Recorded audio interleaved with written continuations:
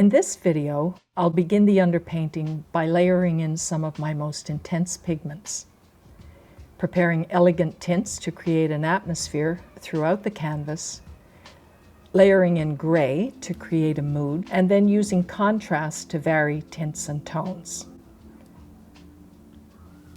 Hi everyone, I'm Roxanne Dyer. Thank you for joining in. I hope you enjoy the video.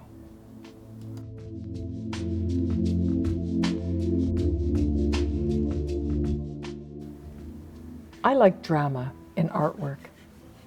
Even if the work is soft, I like that.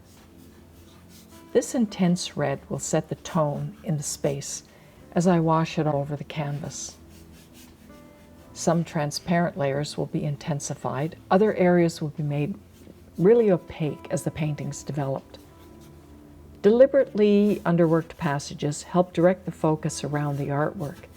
It helps bring the eye around the canvas, and that's really important in a successful artwork. Gestures help describe the shapes, contours, and volume that solidify the idea in this work. I suppose in any work in general, but here where this protective quality of the canopy surpasses its fragile nature, this is really important.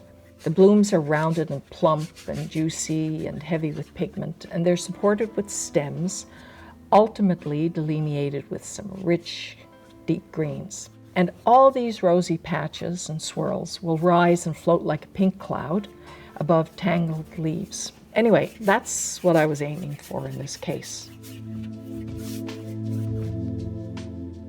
Here I mixed, I think it was titanium white, into rosy plum hues to create soft pink tints, infusing the background space with a kind of a bleeding effect from the blooms within the artwork. The purpose of this was to help the bouquet sit within the painting space rather than look as if it were pasted on top of the canvas.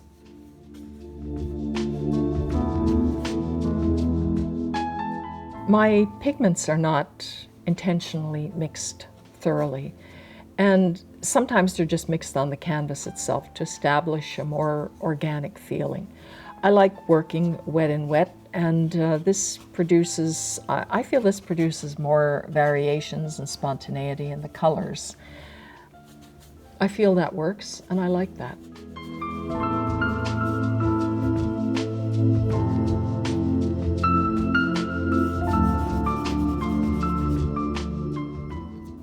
There's a brightness that emanates from the background through the stems.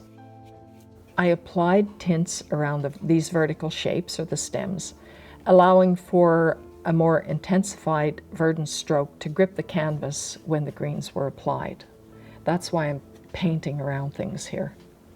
I'm painting around the shapes.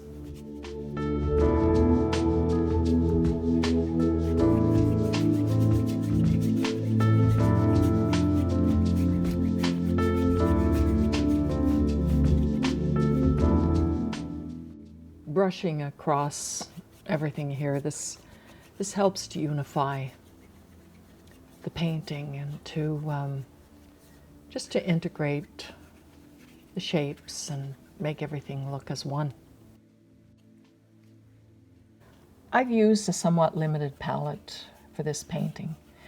It's balanced, containing primary colors, a few neutrals and black, or sometimes I just use ultramarine and white. In this case, I've also added sap green and the green pale. This way, it's easier to remix pigments, as the results will more likely sit nicely against what's already working in the artwork.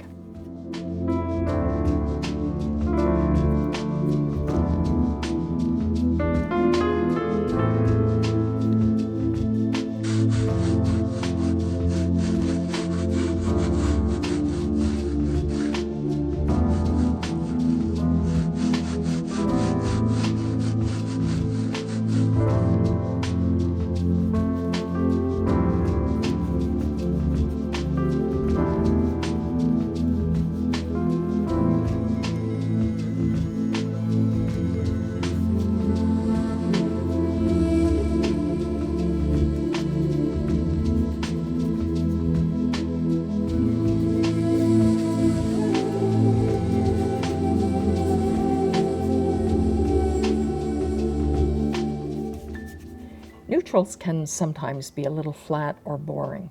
So here I'm mixing in a little cadmium-free green pale from Winsor Newton. I find this is a lovely fresh oil color. It bumps up a soft neutral in such a subtle way. It's really elegant, I think. It's not really pale at all, in my opinion. It's quite intense, and it's really gorgeous.